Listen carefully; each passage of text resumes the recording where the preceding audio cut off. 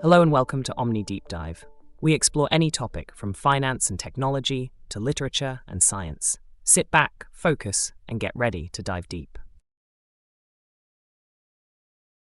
Okay, so let's get into the very unusual source material we have today. Unusual is one way to put it. I think it's a fantastic concept. It really is. We're doing a deep dive into Alex Smart's collection of trivia, and the title is, get this, learn a lot while you sit on the pot. Right. And the premise is just genius for how we consume information now. Exactly. It's a curated stack of surprising facts about, bathrooms, bodily functions, and just a ton of general knowledge, all designed for those captive moments. And that's our mission for this deep dive. We're going to try and distill the absolute best parts.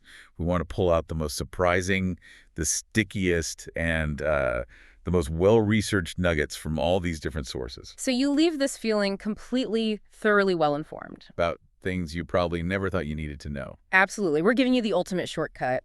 And I think we have to start in the most obvious place. The loo itself. By talking about the sheer time commitment? It's what jumps out immediately, the scale of it.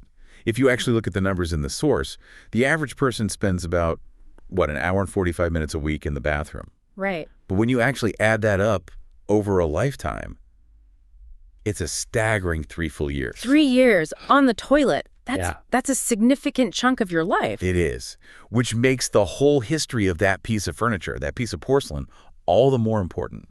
The book really frames it well. It takes us back to 1596, to the invention of the first flushing toilet by Sir John Harington. And he built it for his godmother, who just happened to be Queen Elizabeth I, exactly. Right. He was incredibly advanced for his time. But not really adopted widely for a long, long time after. Right, and what I found really surprising is that, we think of the 1500s as ancient history. But this technology is way older. So much older.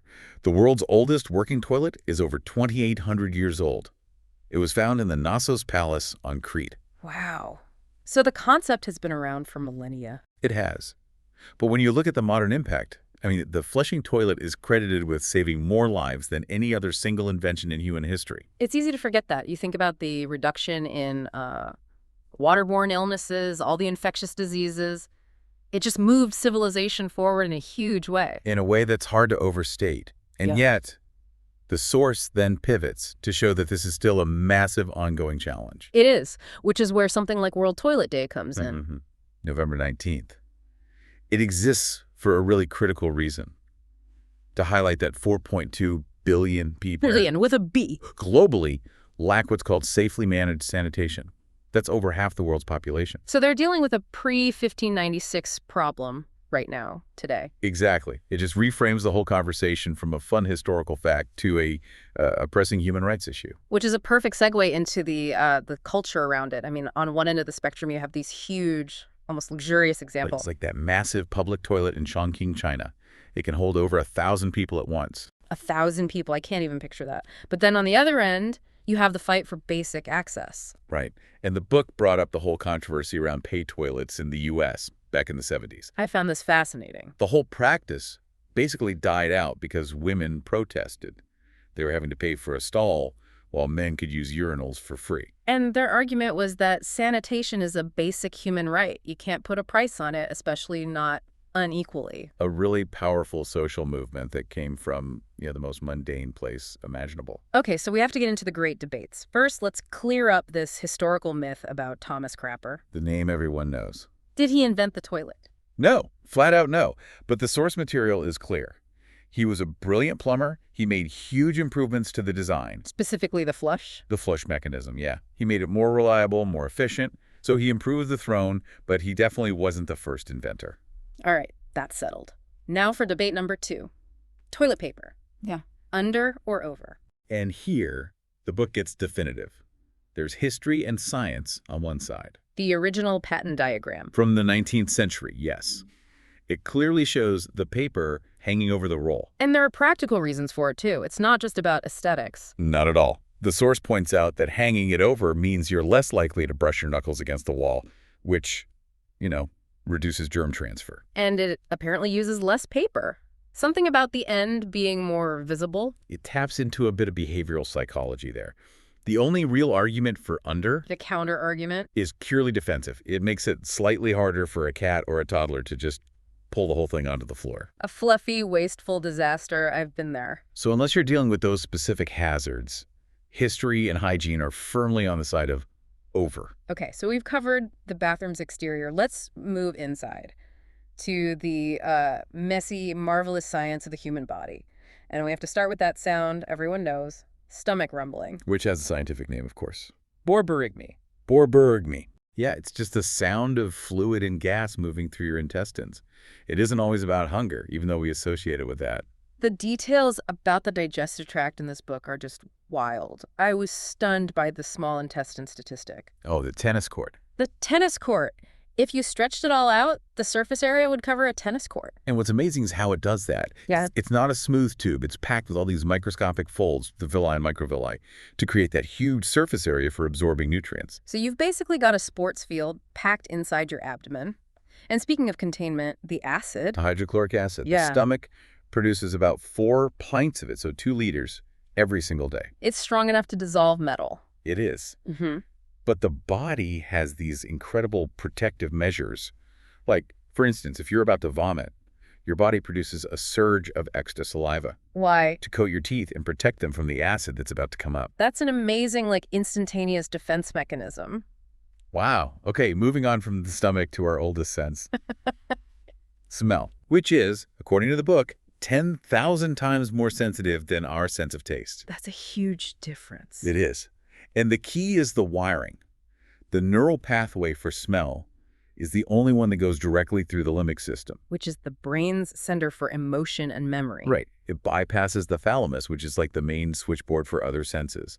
That's why a certain smell can just instantly transport you back to a childhood memory with all the emotion attached. It's wired directly into our emotional hard drive. And it's tuned for social cues, too. The sources confirm that humans can actually smell fear and disgust in another person's sweat. You can smell fear. Apparently so. Fear. It activates the corresponding fear centers in your own brain. And as a general rule, women have a better sense of smell than men. Fascinating. All right, from the invisible signals of fear to the very audible release of gas. Flatus. Or flatulence, yes. What is it actually made of? Most of it is odorless gas, hydrogen, CO2, methane. The actual smell comes from tiny trace amounts of things like ammonia and sulfur compounds. And someone actually measured this. Oh, yes. Scientists have quantified it.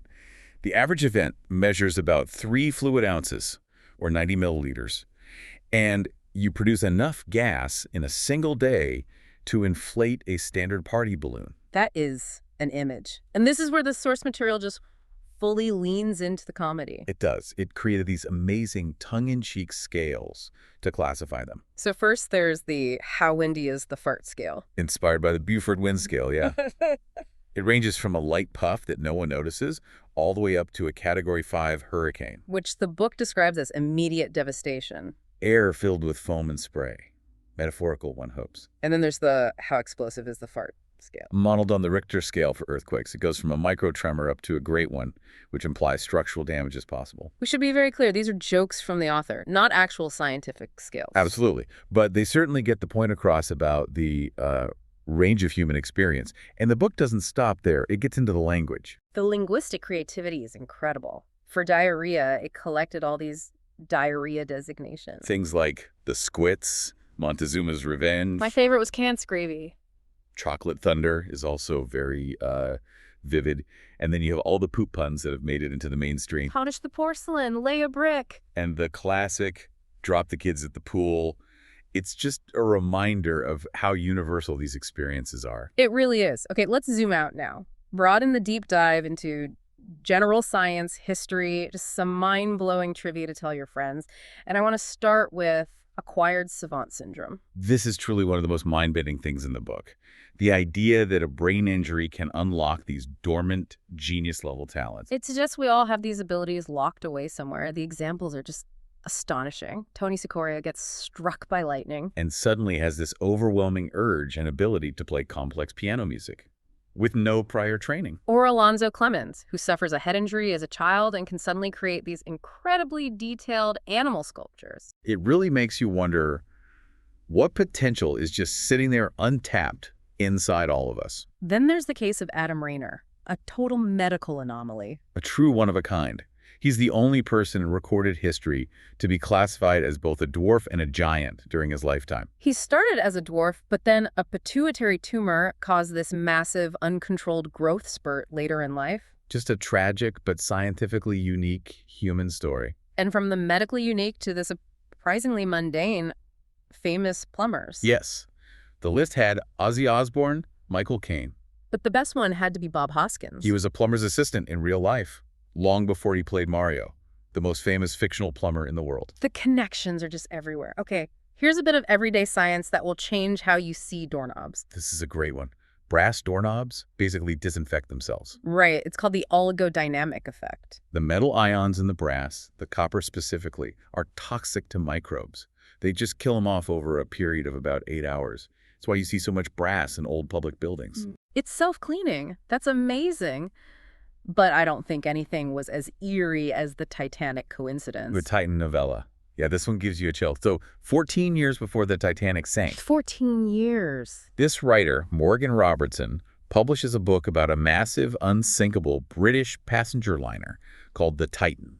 And the similarities are just, they're impossible. They really are. Same size, same speed, not enough lifeboats, hits an iceberg in the North Atlantic on a cold April night.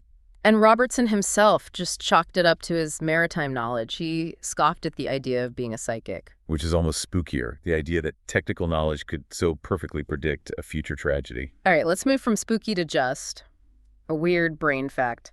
Blinking. When you blink, parts of your visual cortex literally turn off. The brain is actively editing your reality for you. It does it to give you what it calls an uninterrupted view of the world. Because if it didn't, you'd see a flash of darkness 20,000 times a day. And it would be incredibly distracting. So our brains just paper over the cracks. Incredible. To round things out, let's hit some language oddities. British rhyming slang. It's such a creative code. Yeah. You know, Rosie Lee for tea. Plates of meat for feet. The book had a modern one I loved. Donald Trump for dump. It's a living language. And speaking of language, what happens when you let the public name things? Chaos. Pure, beautiful chaos. The book cites the contest to name a research ship, and the public overwhelmingly chose Boaty McBoatface. Which they overruled, but they did name a submersible that. And then Greenpeace let the public name a whale, and we got Mr. Splashy Pants. You can't fight the internet. Okay, a few final rapid-fire facts that just break your brain. Let's do it. Russia is bigger than Pluto. The surface area of the country is larger than the surface area of the dwarf planet. Mind-bending. Parrotfish eat coral and excrete pure sand. They literally create the beaches they live near. And finally, an armadillo. Oh, yes. The Texas man who was hit by a bullet that had ricocheted off an armadillo's shell. A perfect storm of just weirdness. We have covered so much ground today. From, the global politics of sanitation to the physics of flatulence. I hope you feel thoroughly well informed. We've definitely maximized our learning time. And to leave you with one final thought, the source material confirmed two very distinct facts. Okay. First, that the phrase blood-curdling is real. Watching horror movies actually increases a clotting protein in your blood. It physically thickens your blood in response to fear. So fright causes a measurable physical change. It does. And second, the book verified that you can't truly hold in a fart, you can only delay its inevitable escape. I see where this is going. So it raises an important, if slightly terrifying question.